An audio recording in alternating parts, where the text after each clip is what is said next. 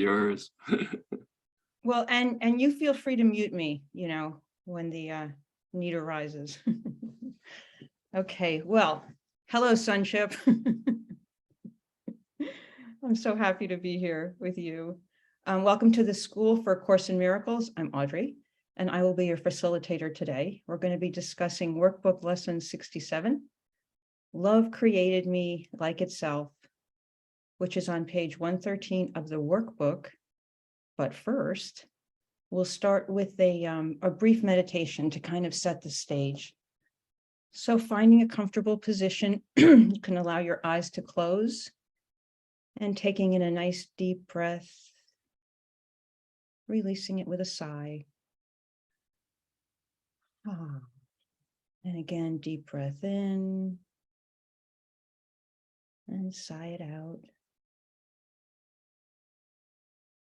And again, allowing yourselves to really arrive in this moment, feeling the chair beneath you, the floor beneath your chair, the earth, the ground beneath your home, and really sinking down into that support, just letting go.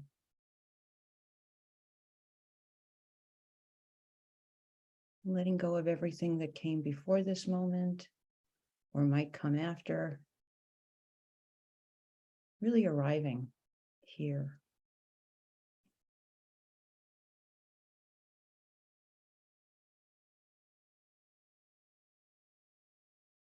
And then gently reaching past that cloud of your thoughts, of all that isn't you, to the light of your true self. Sink past your illusions about yourself and reach down to the truth in you. You are love. It is the only thing you can be because you were created by love as love.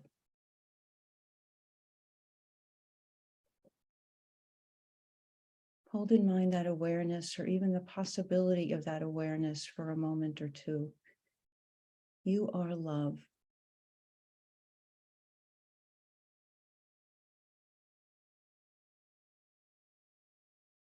And then taking in this quote from Macrina Wiederkehr, "Oh God, help me to believe the truth about myself, no matter how beautiful it is. Oh God, help me to believe the truth about myself, no matter how beautiful it is."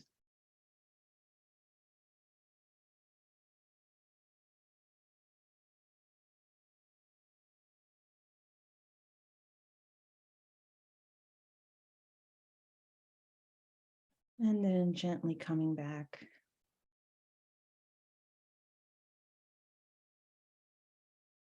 That quote from Macrina Wiederkehr, some of you may know her. She's a Benedictine nun. And when I heard that, I almost cried because I expected it to say, no matter how fearful it is or how, whatever. I didn't expect it to say, no matter how beautiful it is. And I think that's what this lesson really is about, to understand that is who we are. So lest any of you think I agreed to facilitate a session because I thought I was up to the task, I would like to disabuse you of that notion immediately. I am here to learn with you. I was encouraged to do this, and it's funny because when the emails went around asking for people to volunteer, I chose the latest possible date offered, which was October 29th. This, I think it was in July or August, thinking that by October, well, no, but I figured that between Jesus and Ken and all of you will be okay. And then, as it says in the course, the healer or teacher who relies on his own readiness is endangering his understanding. You are perfectly fine as long as you are completely unconcerned about your own readiness, but maintain a consistent trust in mine. And that's from, that's on page 25 from the text, chapter 2, verse 4, no, chapter 2, section 4, verse 1 and 2. So I encourage a lot of commenting, please, because first of all, I love hearing all of you. This forum, this community has been truly life-changing for me, and I'm sure for you also. And I love coming here, and I continue to learn so much. So love created me like itself. Let me just ask, are there any comments thus far? And if I don't ask, please just unmute. Okay. This lesson follows on the one that Myra led so beautifully last week. My happiness and my function are one. It's saying that we can't change ourselves as we were created. We haven't changed ourselves, even though it might feel that way. From teaching and healing, truth is beyond your ability to destroy, but entirely within your ability to accept. It belongs to you because as an extension of God, you created it with him. It is yours because it is part of you, just as you are part of God because he created you. That's from page 81. And when we go through the text, we'll actually use the book, but these were just a couple of sentences I pulled. This lesson or the gist of it appears frequently throughout the course, that we were created like God, and that's wholly unchanged. Because many of us come to this not feeling like we're particularly holy or the light of the world. I need to be reminded a lot. In fact, that meditation that I led, I took that right from the lesson, that we need to hear it, but we need to keep remembering that this is who I am. So lesson 229 states that love which created me is what I am. And the fifth review, we repeat for 10 days, God is but love, and therefore so am I. And then in the sixth review, I am not a body, I am free, for I am as God created me. So this is something that Jesus, I think, understands that we need to hear a lot. So I figured, okay, I'll see, how does the course define love? And then, of course, right in the intro, it says the course doesn't define love. It doesn't aim at teaching the meaning of love, for that is beyond what can be taught. It does aim at removing the blocks to the awareness of love's presence, which I think is another way of saying love created me like itself. And that's an exercise I need to do about 1,000 times a day. So I thought about the concept of being love, which also doesn't feel true to me most of the time. Or even if I say to myself, I could do a loving thing, that isn't love created me as, that's the ego, it's funny because I've spent so much of my life trying to get away from my black and white thinking, which is kind of typical for an addict, likes things really clear. And now I'm sort of back in another kind of black and white thinking, which I find really comforting. It is sort of all or nothing. I am the truth of me, and everything else is not true, even though it certainly still feels true. I do feel that sense of being loved sometimes. Like I do, my husband and I volunteer with Alzheimer's patients on Fridays. And my mother, I saw her through that disease. And it's in my family. So, my husband and I have a homicide pact that if one of us gets it. Anyway, I can answer the same question 5,000 times with infinite patience and love. And that's not my nature. I'm not a patient person, but that happens, I am able to access that part of myself, which is to me just a tiny hint of what these lessons are getting at. So, I was raised with love, certainly, but with a massive amount of fear. My father and his family were alcoholics. My mother was a Holocaust survivor. When my mother was 7 years old, she got a postcard. They were living in Havana. They had fled Europe and waiting to be able to come into the US. And she got a postcard. Her mother got a postcard that the entire family was dead. And they never spoke about it again, which to me is the harrowing part, never spoke about it again. So, this is who raised me. So, by the time I was 26, and I'll stop talking about myself in a minute or Tim will mute me, but it's sort of relevant. But by the time I was 26, I was a, full-blown alcoholic, bulimic, chain smoking, mess, full of shame. I did not feel that love created me out of love. And today, even if I don't feel it, I believe it. And it was in those days back in the 80s when I got sober that I got my first copy of A Course in Miracles, which I put on the bookshelf as one does. And a few years later, I took it down and I did the exercises for a year. And it was incredible, but I never went anywhere near the text. Thank you very much, until this year. And then I'm going to be doing the immersion in the new year. So I'm very excited about that. But that, of course, is entirely different experience doing the course, besides doing just the workbook. So anyway, this idea of love created me like love is a new one for me. And I looked in the book to see how many times the word love appears in the course, because that's what you all do. 1,598. So I reviewed a bunch of those, and I wanted to start with going through a few of them. But first, comments, please. Well, I was thinking that in a sense, we all have Alzheimer's. We all forgot who we are. I forgot who you are. I forgot who I was. I mean, we're all walking around serious cases of Alzheimer's here. So, yeah, so that's pretty appropriate. Yeah. So funny. It's true. And, my mother, the happiest she ever was in her life was when she had Alzheimer's. She didn't worry as much. Tim, am I allowed to call on people? I'm only kidding. Well, if you want to scare the crap out of them, go ahead. No. No. Okay.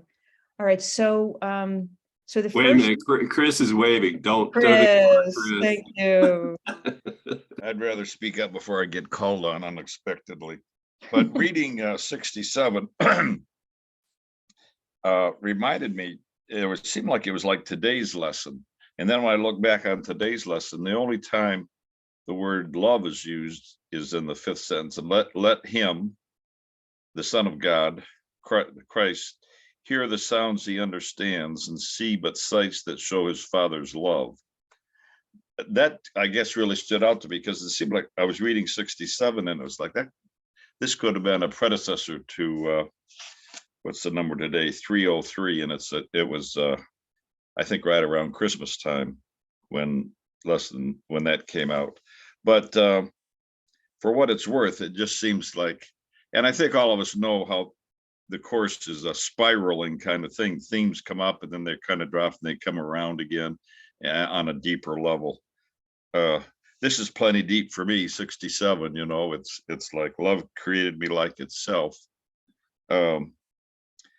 which is so true. And not to get too far into the lesson, but also it keeps talking about how we have to get our own idea of ourselves out of the way first for that to happen. So there, feel free to call me anytime I raise my hand. That's reasonable. Yeah. I just read somewhere this morning that the definition of the happy learner is the one who is always willing to see, what the ego is doing, and gently choose again. That it is so important to continue to see the ways in which I create these false self-concepts that get in the way of understanding myself as love. Okay, so if you want to turn to page 94, this is the message. Let me just pull it up. This is from the Message of the Crucifixion, and it's chapter 6, section 1, and it's sections 13 through 15, those three. So would somebody be willing to read those, please? Or Tim might call on you.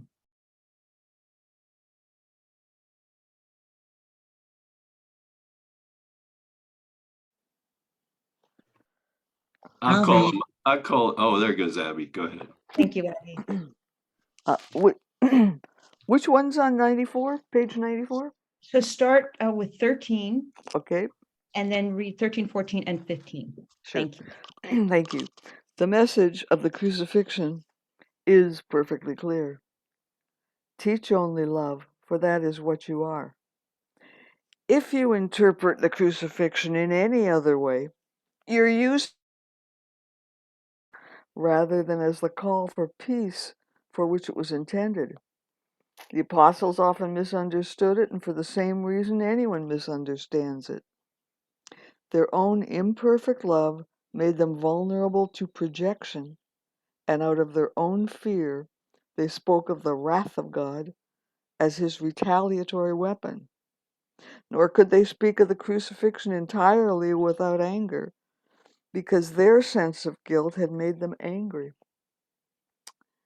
These are some of the examples of upside down thinking in the New Testament, although its gospel is really only the message of love. If the apostles had not felt guilty, they could never have quoted me as saying, I come not to bring peace but a sword. This is clearly the opposite of everything I taught, nor could they have described my reactions to Judas as they did if they'd really understood me. I could not have said, Betrayest thou the Son of Man with a kiss? Unless I believed in betrayal. The whole message that I did not. The punishment I was said to have called forth upon Judas was a similar mistake. Judas was my brother and a son of God, as much a part of the sonship as myself.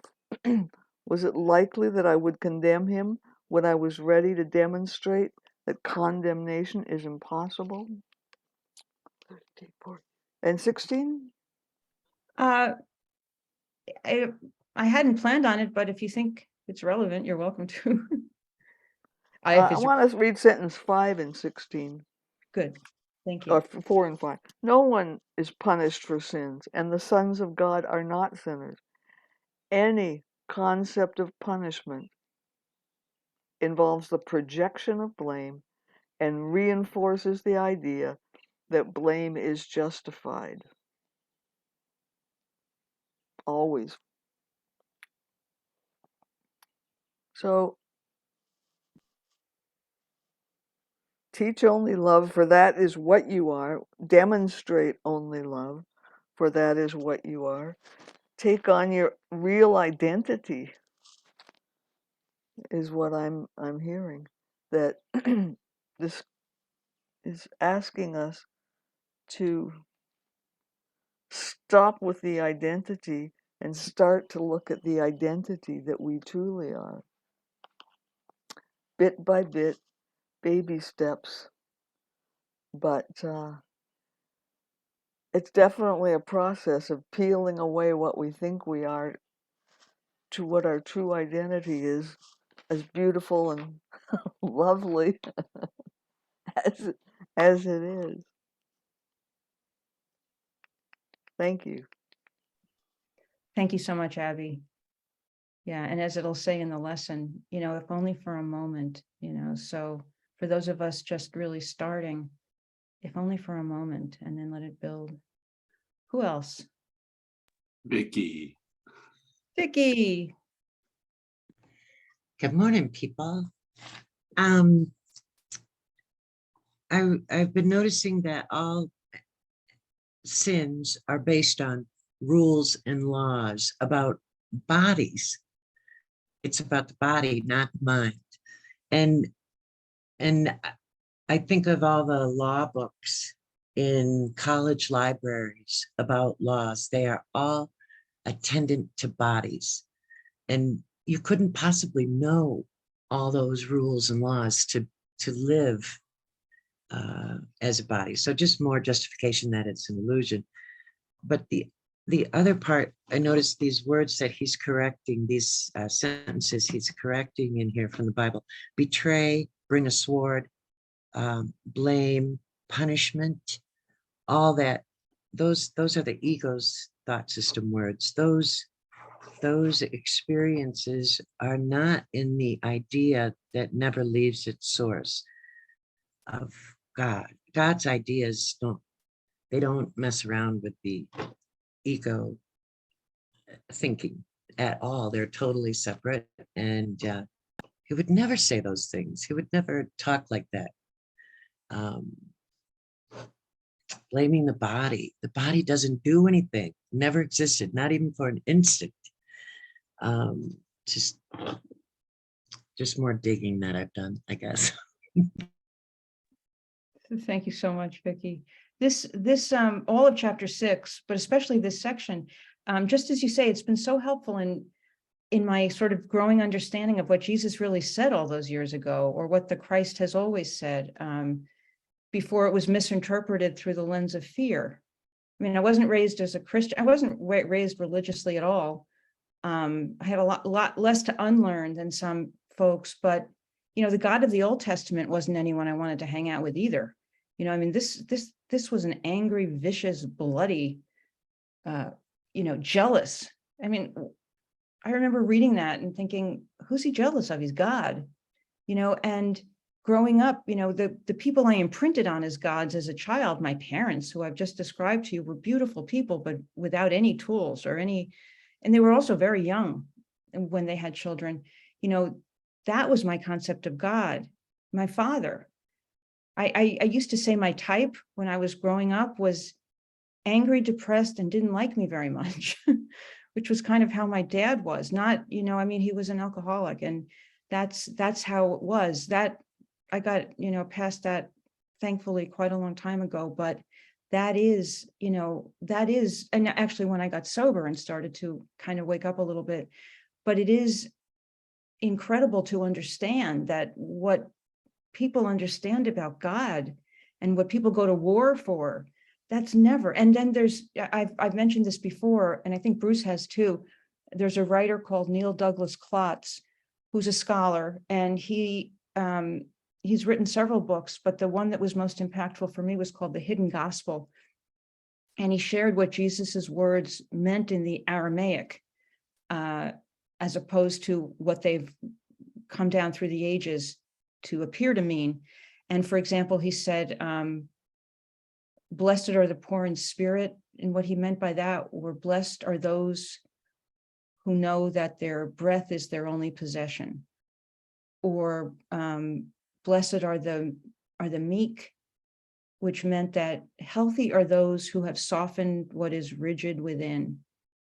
It's just pure love. It has nothing to do with a lot of what it's become. And then Ken, in the journey through the text, about the sentence, teach only love, for that is what you are, he said, unfortunately, the world's need to protect and sustain its dream of separation, sin, guilt, fear, and death, overrode that message to read, teach only sin, for that is what we are. Unrecognized sin remains denied, and what is denied is projected. The reason we have had centuries of judgments, persecutions, and wars, all carried out in the name of love, as Jesus explains. He said, thus the emphasis on the crucifixion shifted from an actual event to a decision the mind can now make between crucifixion and resurrection, sleep and awakening, God and the ego. Any comments? So this, I was thinking about the horror of the whole Judas story. Growing up, watching the movies, the hopelessness of betraying Jesus, and then you have to hang yourself because there's no hope in sight, which is, exactly what, as egos, we wanted to believe we actually pulled off. We could kiss Jesus on the cheek and then be responsible for his death, as if any of that was possible. Kissing him on the cheek, being responsible for his death, crucifixion is alive and well. We actually left heaven. That was the problem. We kissed God on the cheek and then we left heaven. That's what the Judas story is all about. We want to lay it on poor Judas. No, we all did that. In actuality, we didn't. If you're new to all this, don't worry about it. Don't listen to anything I'm saying right now. But I mean, the gist of it is, on some just below the conscious level, we think we kissed God on the cheek and we left heaven. Well, we didn't do any of that stuff. I mean, the reality is love created me like itself, but the crucifixion, it's all self-crucifixion. We crucified ourselves. We nailed ourselves to the cross of separation. I mean, that's what we don't want to look at is not only did we do it, but it's all made up. That's what we really don't want to look at. We don't want to know that love created us like itself. All that's unconscious, all that's just below the surface. We come to these meetings looking for love, but in a sense, we come looking for love because we denied it, because we deny we are loved. So part of it is just waking up and allowing Jesus to remind us, I didn't go anywhere. You didn't betray me. You didn't betray God. You didn't betray yourself. That's a good thing. That's a really good thing. Anyway, thanks. Thanks, Tim. Yeah, there's a quote, all fear is a defense against love returning to our minds. I mean, the ego just doesn't want me to see that there's another way. Anybody else? Jean.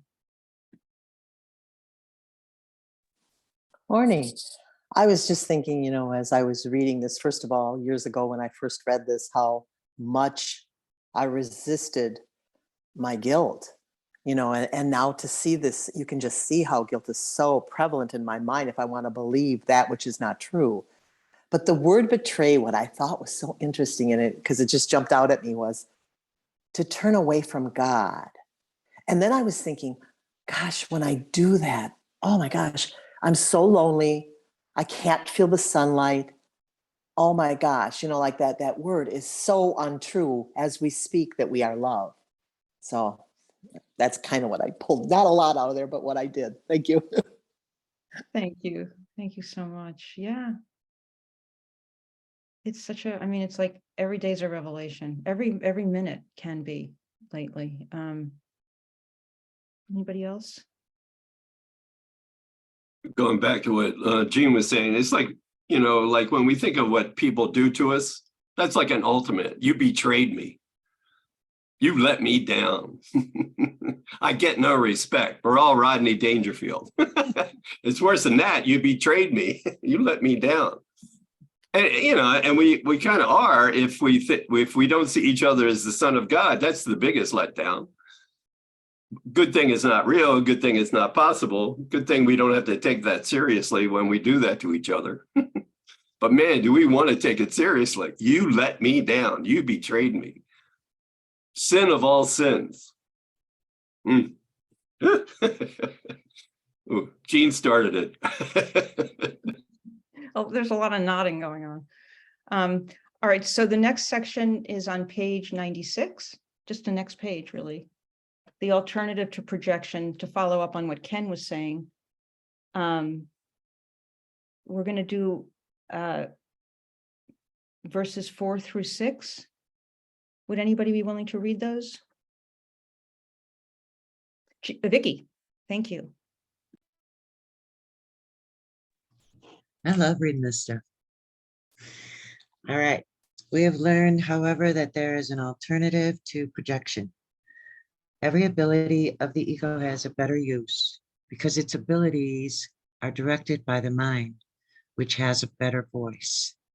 The Holy Spirit extends and the ego projects.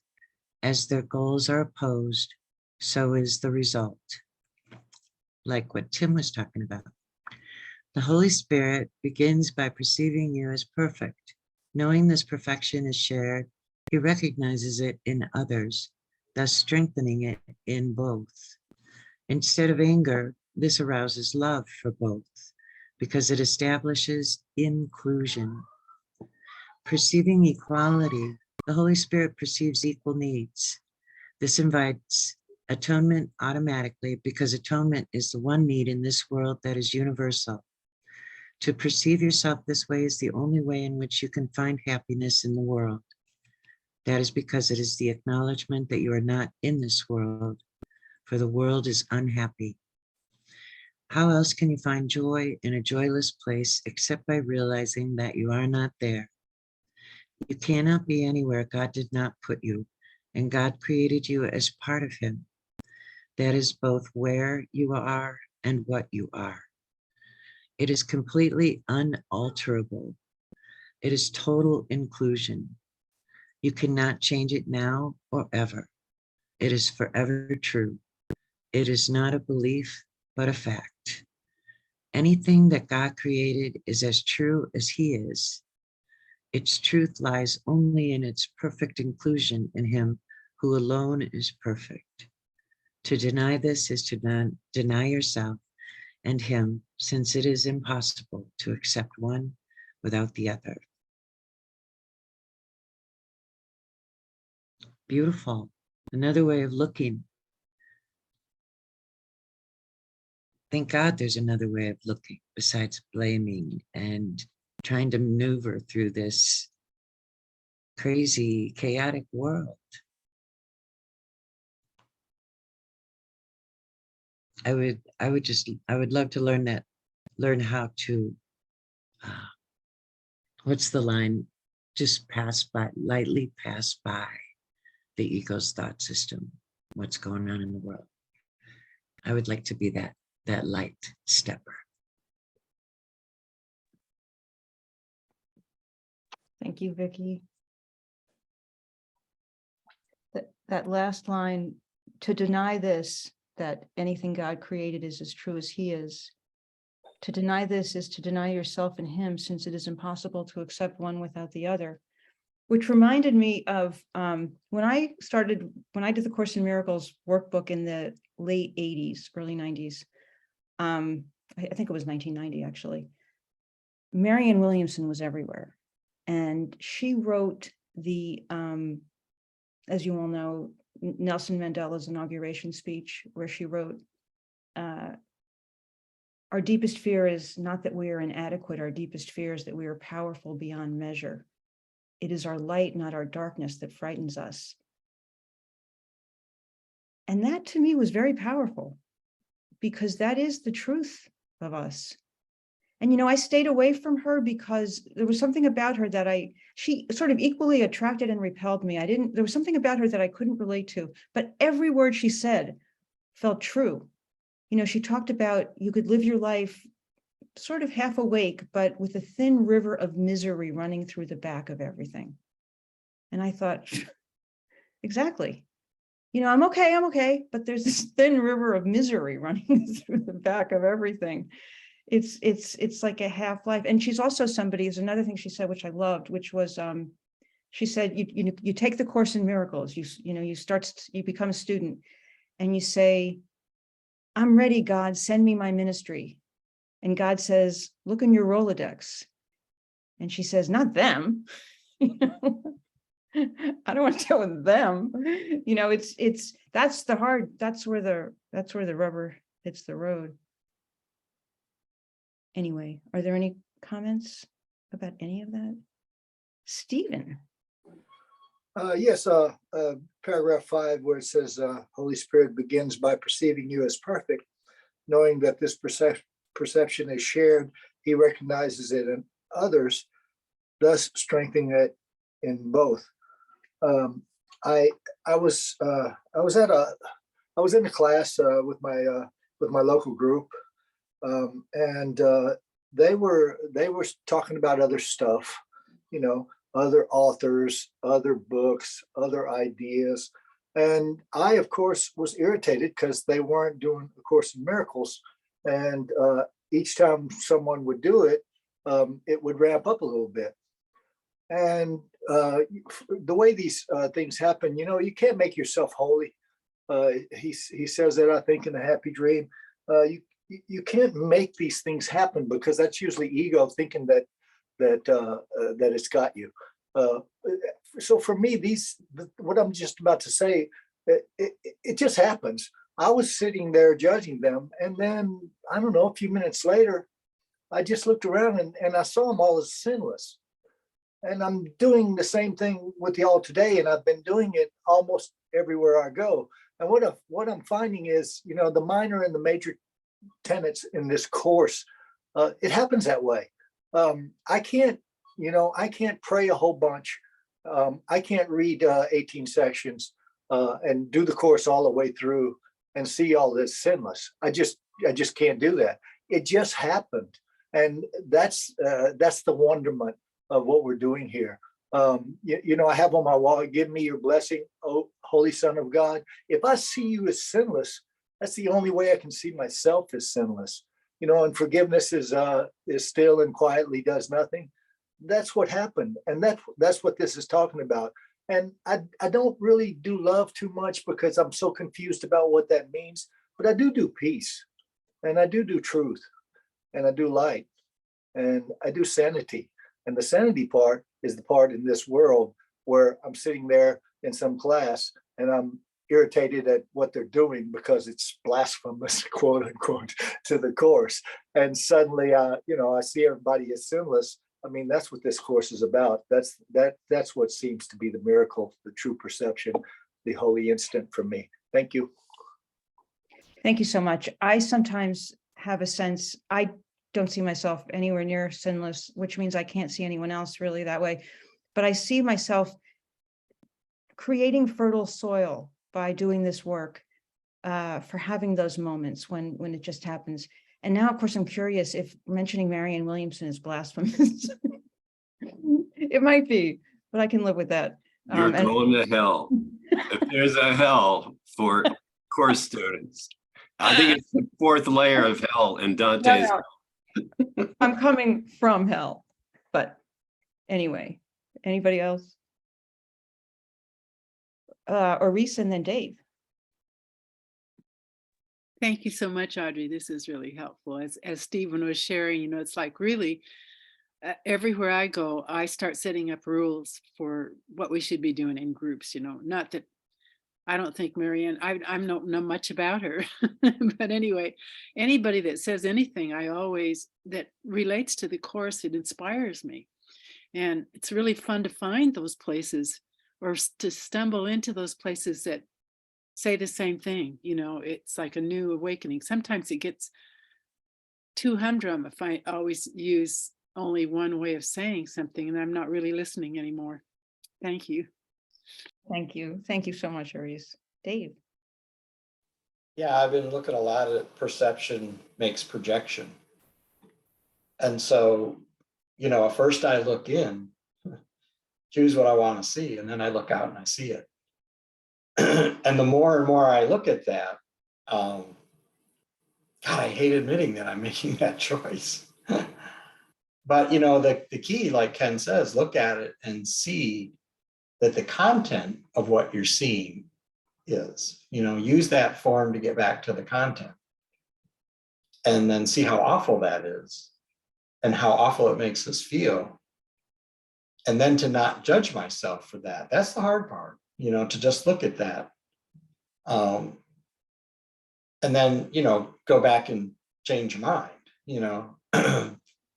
And so, you know, that's kind of the practice, but it's always about taking that form and that becomes the classroom to the content of what I'm seeing inside, you know, and then how that makes me feel, and then to change that. And, you know, the road gets kind of rocky when you start doing that, because it, you know, goes back to that responsibility for sight statement. Ideas leave not their source. It's not fun to look at that stuff sometimes, that's the choice I made. And then the last point I'll make is I was at a point emotionally at one point in my life that I was so lost, that I was so distant from even what love was. I Googled it, you know, but it led me to Corinthians. And it didn't tell me really what love was, but it certainly told me what love was not. And it describes all the ego characteristics. And so the opposite of, and I saw myself in those words, you know, the judgment, the impatience, all those things. And so I'm just the opposite of what I think I am. And that's just what I have to look at, you know, and then, you know, that lesson where we can change all thoughts that hurt us. We can start looking at maybe love did create me in this image, you know, and think about that and then take it more seriously until eventually, and that's the process I think that we go through, is we just have to keep going back to our source realizing I'm not the source, and then how much I don't want to go to that source sometimes, you know. I think that's as equally as important in this journey as not to deny it, you know. If I'm not the problem, there's no solution. I have to realize that you know, that's there. So, and it's just simply fear, you know. You know, I'm that split mind. I want to be that love, but I also want to do it as Dave. And that's where you know, that's where I run into trouble all the time, you know. So, but I think it starts there, you know. I mean, start to change some of those, you know, that behavior, a desire to be different. So, yeah, but thanks, I'm rambling.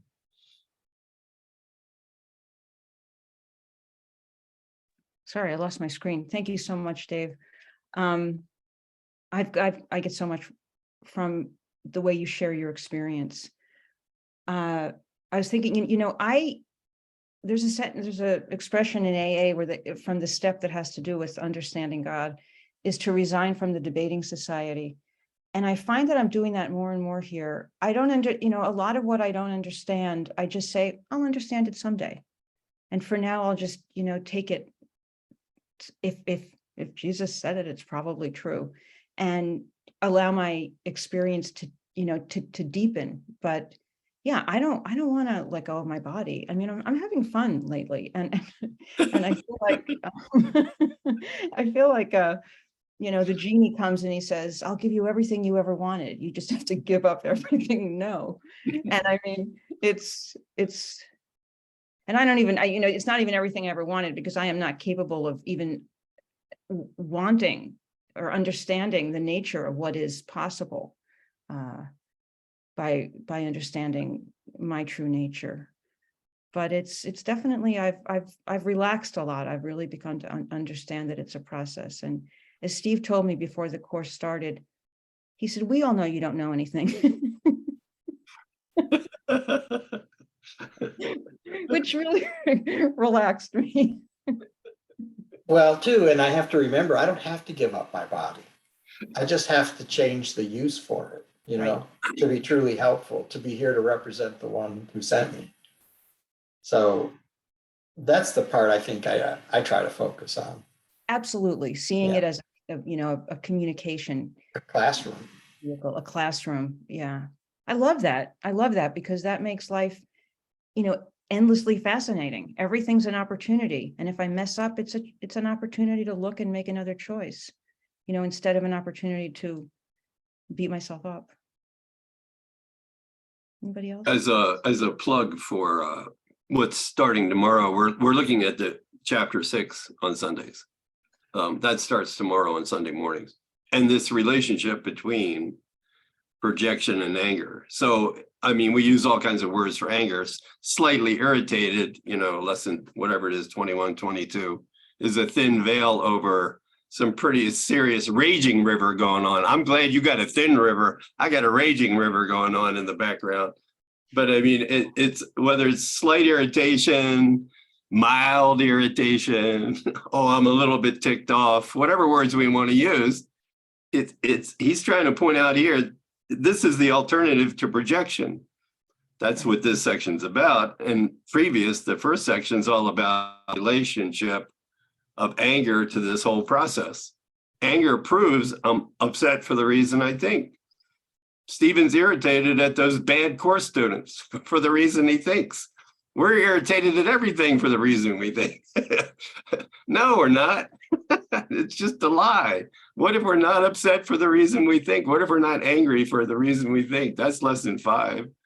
So, I mean, this is like really, this is big stuff here in chapter 6 for sure. This relationship between projection and anger is, and whatever word you want to use for it, is huge. It's the wake-up call that maybe, what if that's true? What if I'm not ticked off for the reason I think? I mean, it's everything in the course. It's where we start. It's where we always go back to whenever we're upset about anything. We got to go back to that. What if I'm not upset for the reason I think? What if I'm not angry for the reason I think? Anyway, this is my plug for tomorrow. Jean was waving before. I'm sorry. Thank you, and looking forward to tomorrow. Jean? So I was thinking, Audrey, when you said, I think you were talking about Marianne Williamson, when you said acknowledging that there's this thin layer of misery that's persistent in our life. And I was thinking about what Stephen said in the classroom. Like, and in that moment, Stephen, you were not resistant to love.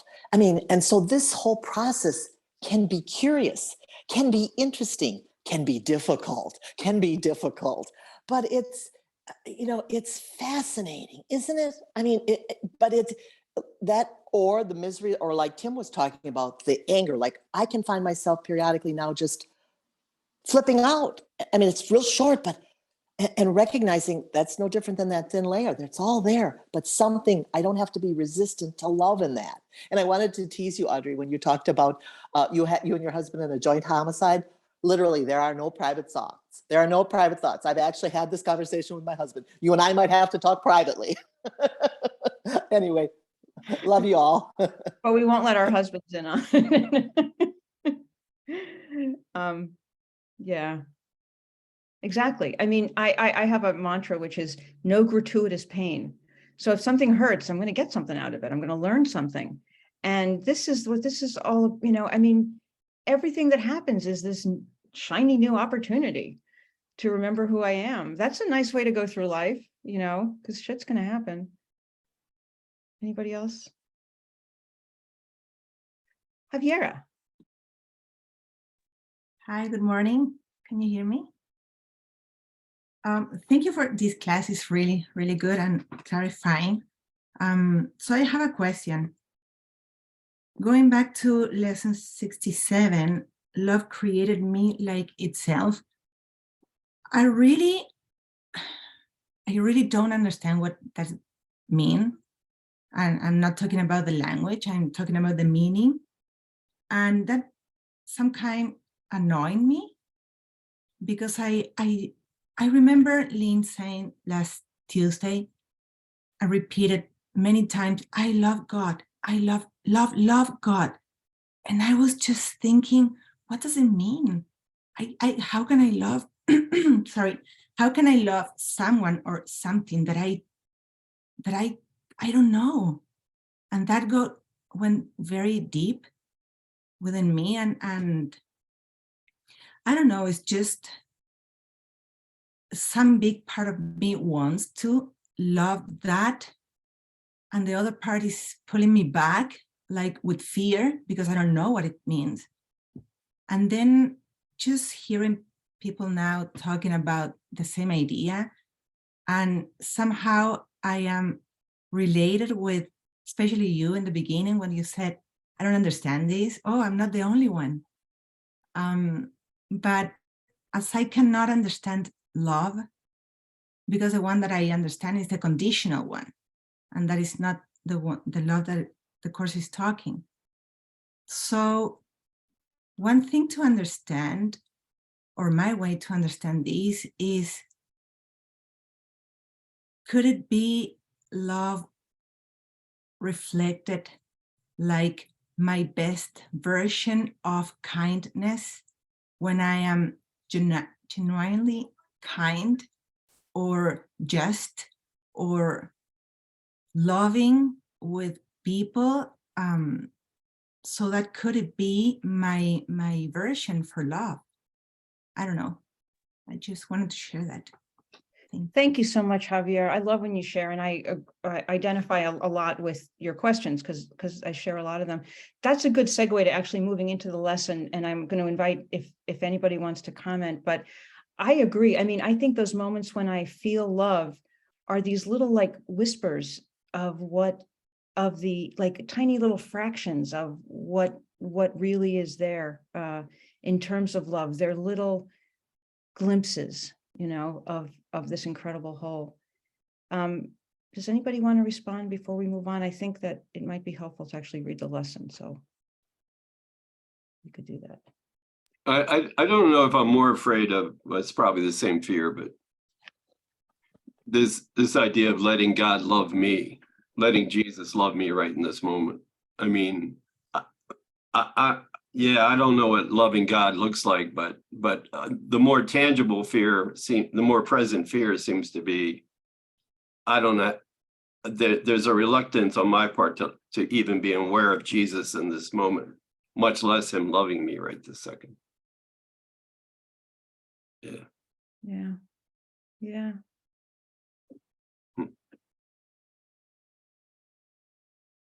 Vicky.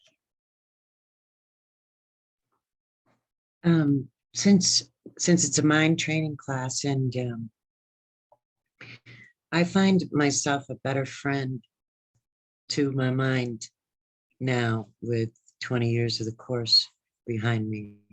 Like being at peace with your own mind for 10 minutes or a half an hour or an afternoon. I mean, that's just amazing. A place where we're not judging ourselves and beating ourselves up. And those are moments of love to me, of being a friend to your mind. Oh, thank you. Exactly. Okay, so page 113. Lesson 67. I'm going to intersperse it with some comments from Ken from Journey Through the Workbook. So I'll read the first few myself because he puts things in between lines. So love created me like itself. Today's idea is a complete and accurate statement of what you are. This is why you are the light of the world. This is why God appointed you as the world's savior. This is why the Son of God looks to you for his salvation. He is saved by what you are.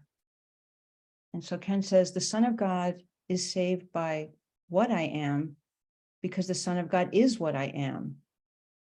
If I am a creation of love, then so are you and everyone else, because love is one. Thus, when we remember who we truly are, we remember for all. And back to the lesson, we make every effort today to reach this truth about you and to realize fully, if only for a moment, that it is the truth. And Ken says, which follows some of what we've been saying, the long-range goal of A Course in Miracles is that we become aware of this truth all the time, not just for a moment. Jesus therefore says to us, I'm willing to accept as our goal for today that you have at least one moment of remembering that you are love. We would then understand he is reflecting back to us that this is a process of gradually accepting the truth, as we gradually reject the illusion by correcting the ego's substitution of a self-concept of guilt and fear for the memory that we are created by love like itself. Comments, please.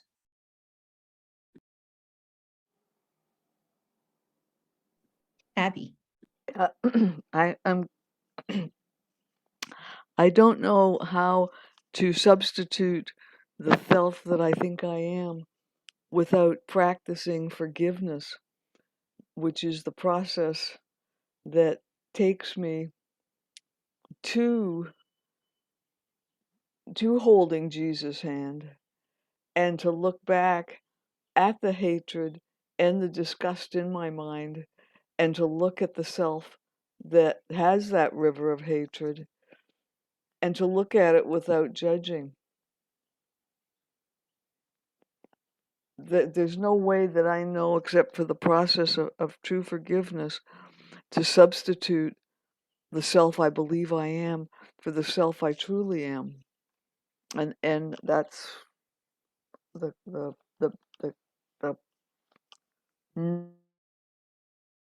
of the course, is continually to practice that and to look at that and to look at the hatred and to look at my judgments and my attack thoughts without any judgment. And if I'm doing that, I am joined with the Holy Spirit. As soon as I stop in that holy instant, as soon as I suspend judgment, that's it.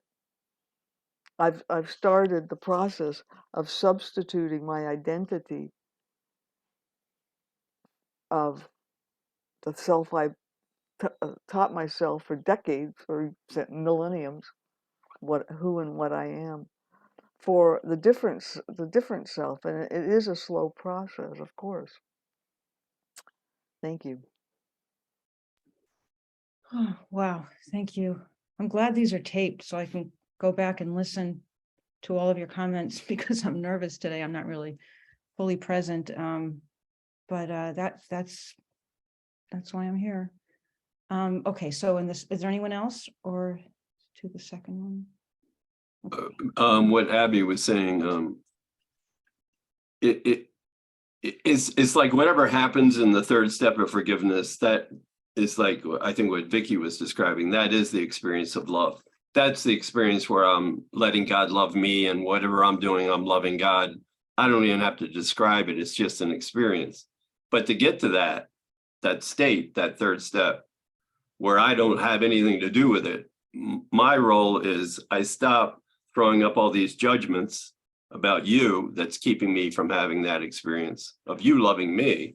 And then certainly second step of forgiveness, the big one, is, I lay down this sense of self that can't love. Tim can't love.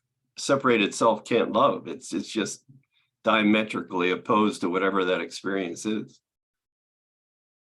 So yeah, it's like, first I lay down blaming you, then I lay down blaming me, and then what's left is this experience that none of us can describe anyway. We don't have to describe it at that point. We're just doing it. Yeah, thanks. Thank you. Thank you. Aurice. Yeah, it's just such an overpowering realization for me, as I keep repeating, that looking at, I'm Miss Goody Two Shoes in person, and I like to think of myself as so good and so holy and all that. I have to admit that. But to be able to look with not love, but acceptance, at least not judgment, at all that I'm doing when I look at other people or look at the world and see that that's what I'm judging myself for. That, and like Tim says, I can't then suddenly love myself, but looking at myself and then giving it to Holy Spirit, or with Holy Spirit, however we want to say it, and letting go and not trying to fix it. I don't want you to see me this way. I don't want to say the wrong thing. To just simply let that be in the presence of Spirit. And that is what, to me, is the biggest challenge of all. Thank you. Yeah, thank you. Okay, so the second paragraph, in the longer practice period, we will think about your reality in its wholly unchanged and unchangeable nature. We will begin by repeating this truth about you, and then spend a few minutes adding some relevant thoughts, such as holiness created me holy, kindness created me kind, helpfulness created me helpful, perfection created me perfect. Any attribute which is in accord with God as he defines himself is appropriate for use. And here Ken says, Jesus is emphasizing what is true about us, a truth to which we are always asked to bring the illusion. Clearly, Jesus knows we do not believe this about ourselves. If we did, we wouldn't need the workbook or the course. Thus, he seeks to reinforce the memory that he holds for us in our right minds. However, lest we forget that we have another side, which is the problem, he reminds us of the journey on which he is leading us as we now read. And then he says, the lesson says, we are trying today to undo your definition of God and replace it with his own. And Ken says, Jesus explains that the truth is in us and continually reminds us of its nature. But he also reminds us that the means of remembering the truth is to undo what we made as its replacement. Thus, our ego's God is a dualistic deity, which means that his creation, us, must be dualistic too, good perhaps, but also evil. sometimes innocent, but guilty as well. When brought to Jesus's definition, the ego's deity is to be replaced by the non-dualistic God of innocence and love. So, and then the lesson, we are trying to emphasize that you are part of his definition of himself. And then Jesus says, Ken says, Jesus goes back and forth between these two self-concepts because we do. Our fear impels us to hide in the ego's thought system of separation, while the pain of such a choice motivates us to return home. We vacillate between fear and love until we accept the atonement for ourselves, at which point all teaching ends as we disappear into the love that created us like itself. Comments?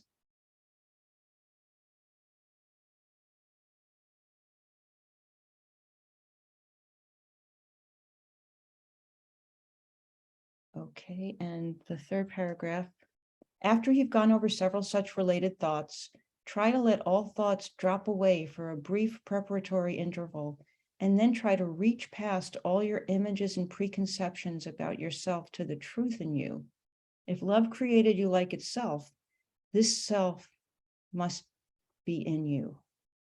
And Ken says, we have seen this idea often. Before we remember who we truly are, we must first allow ourselves to get in touch with who the ego tells us we are. The path takes us through the illusions of darkness to the light of truth.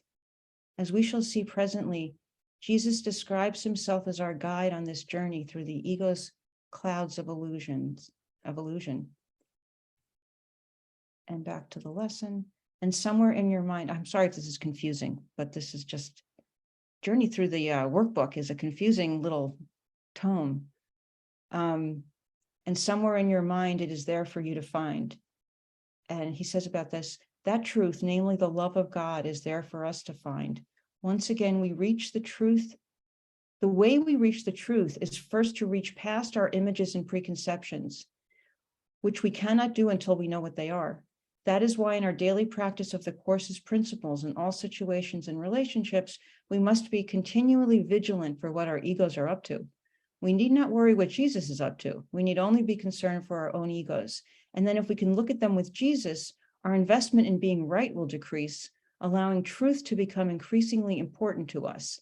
In other words, we shall finally have sought for what we truly want to find. And in seeking it, we shall be successful, since it is there for us to find.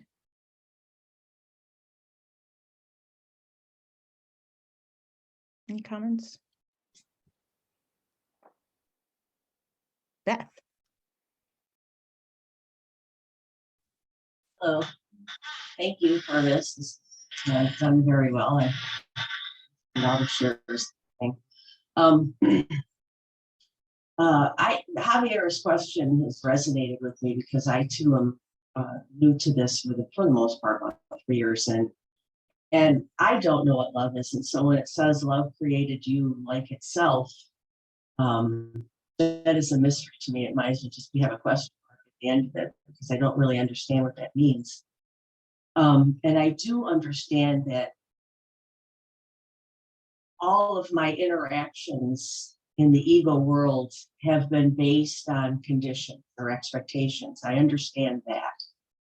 And so when I first started reading the book and it talked about love so much, it was such a mystery to me as to what they were talking about. Because as Ken always says, we're not talking about ego love. We're not talking about conditional love or expectation love. And so it's like, well, then what are you talking about? But I'm realizing that reading the book doesn't necessarily answer that question. It has to be experienced.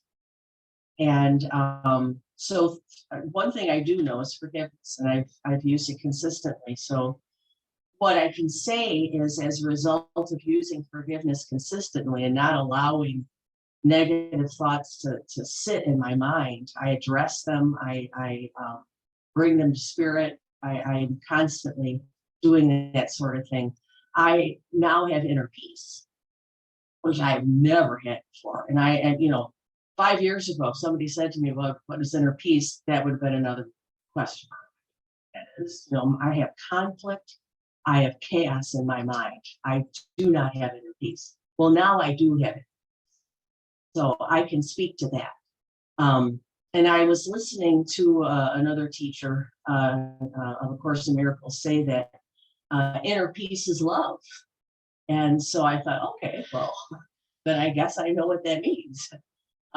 So just from that vantage point, that's how I know what it is, if inner peace is love. But otherwise, I don't, unless I experience it. If I read the words in the book, which are beautiful, and I can recite them, I love them.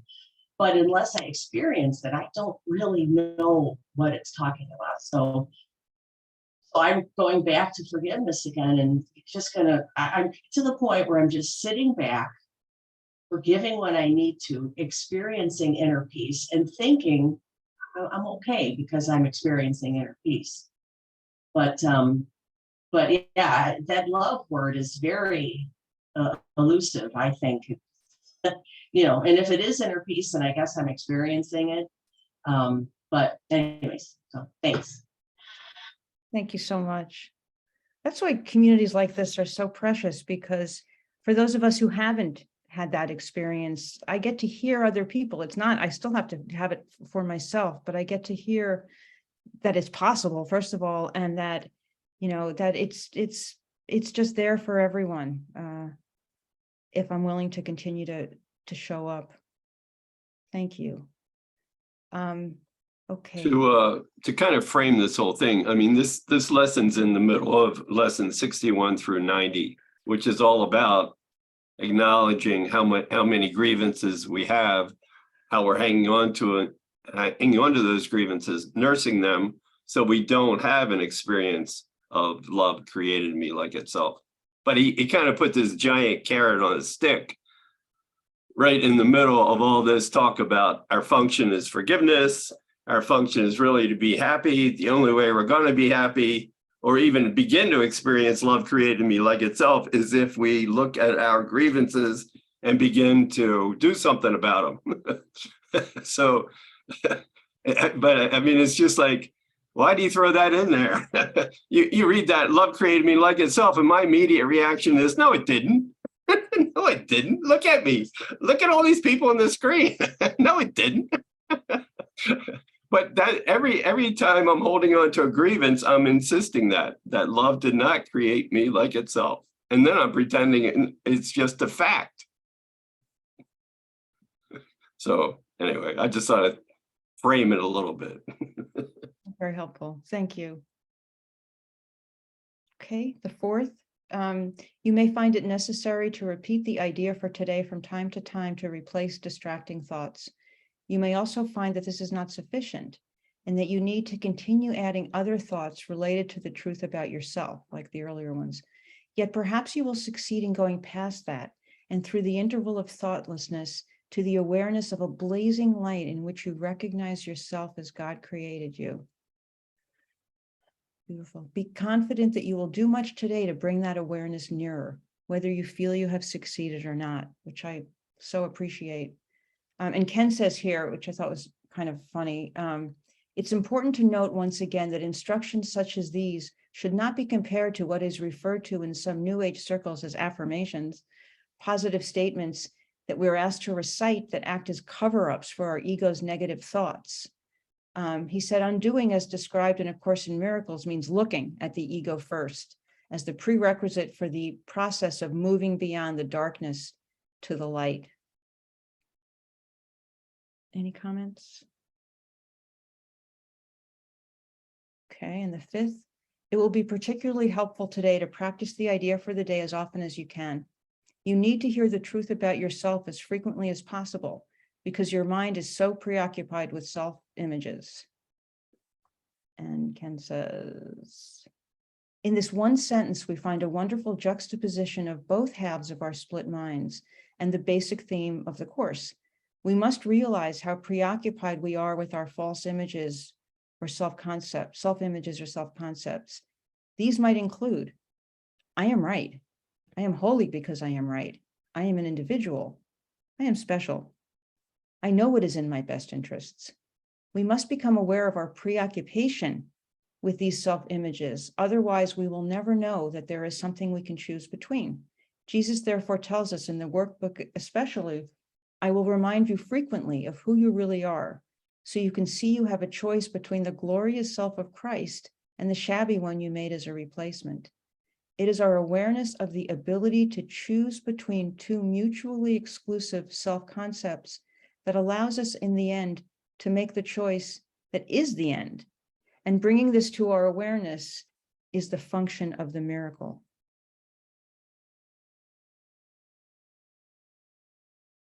Any comments?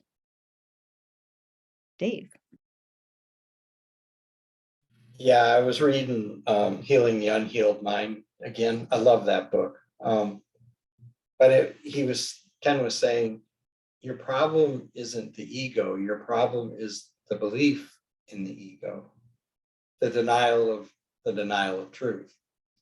And when I started practicing that all this week, and it was a bumpy ride, because man, I mean, my ego went from suspicious to vicious. When I started saying no to it, man, it started bringing some stuff up.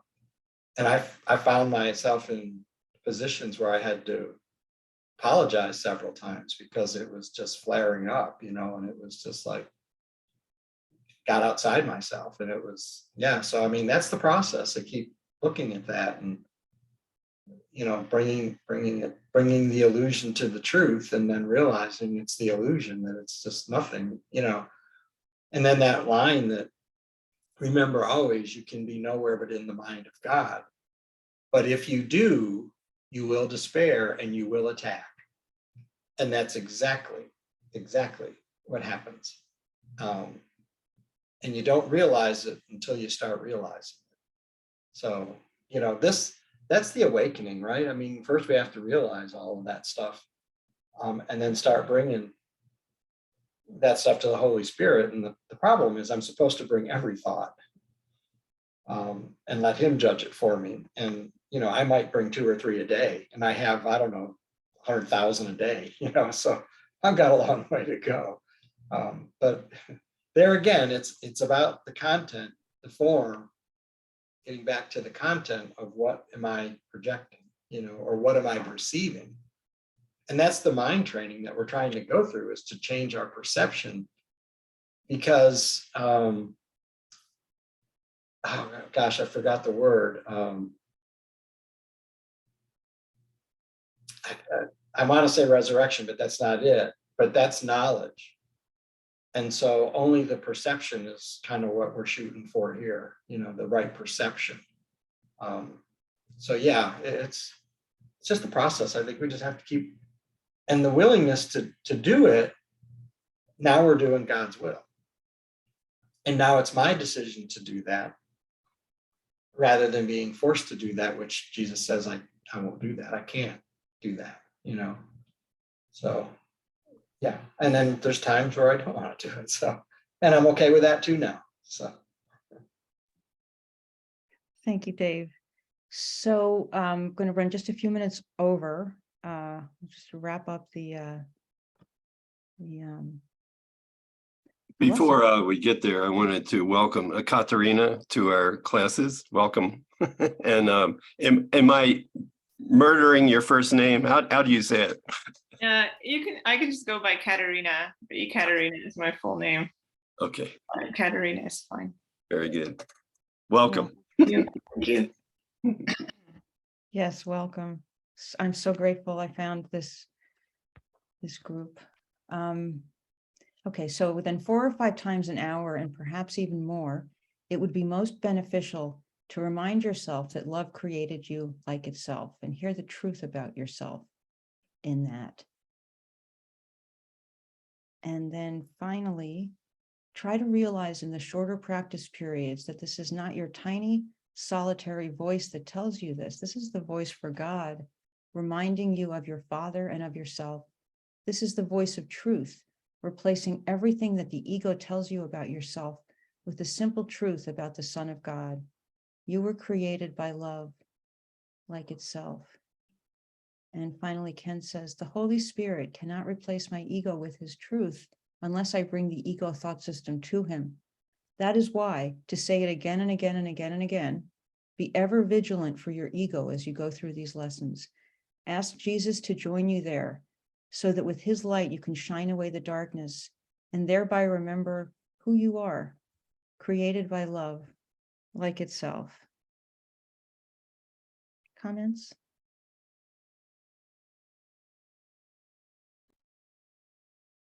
Stephen. Yes, a fine point, and I don't want to get into this too deeply because I have so much to say about it, and I really want to talk about it. But I just want to say there's a fine point to this that really intrigues me and really gets my attention. This title is "Love Created Me Like Itself," and itself is not capitalized. So that seems to be saying that the word love is a little something different than God the Father. So I'm just wondering, and I have some thoughts about why it's this way, but it seems that this would be God created me like himself, unless there's a really fine point here that Jesus is making by defining love as itself with a small I, a lowercase. Thank you. Thank you so much. Does anybody want to? The original version was God created me like herself. No, I'm teasing. I'm teasing. But I mean, we can get caught up in gender stuff for sure. Itself, himself, herself. Yeah. You know, as I said, I wasn't raised religious, but in my family, there are people who are, and they study the Talmud and they read every single word a million times. And I'm sort of humbled by that. And I feel like that happens in the course too. And I really respect that because it's written so purposefully that I sometimes wonder about things like that too. Itself isn't capital, because everything else is so specific, but I'm not going to go there because there's no time. Javiera? Yeah, thank you. I really like the phrase in paragraph 5. You need to hear the truth about yourself as frequently as possible because your mind is so preoccupied with false self-image. I can relate with that so much. And I need to hear repetition constantly because I'm so used to go with my ego. And then I thought, I'm trying to understand what is love. What does it mean? What the word is, and trying to go, okay, where it doesn't matter. But I don't understand it. But what I do understand is forgiveness. Something that I can offer to the Holy Spirit. So it's just forgiven. I remember Beth saying weeks ago, probably, that when she started with the course, she didn't understand much the course, but she was practicing forgiveness, forgiving everything, everyone, every day. And I really like that. And if forgiveness, something that I can understand and I can relate, and something that I can offer to the Holy Spirit, that will bring me to the experience of love, which I don't understand. Thank you. Ah, thank you. I mean, yes. If I could practice forgiveness all the time, how can it help but bring me to an experience of love? Thank you. Okay, well, if there's no one else who wants to speak, I'm going to do a little closing meditation that was inspired by 59 Lynn's Tuesday class. So if you want again to allow your eyes to close, take in a few deep breaths. And this is from lesson 189. I feel the love of God within me now. Simply do this. Be still and lay aside all thoughts of what you are and what God is, all concepts you have learned about the world, all images you hold about yourself. Empty your mind of everything it thinks is either true or false, or good or bad, of every thought it judges worthy, and all the ideas of which it is ashamed. Hold on to nothing. Do not bring with you one thought the past has taught, nor one belief you ever learned before from anything. Forget this world, forget this course, and come with wholly empty hands unto your God.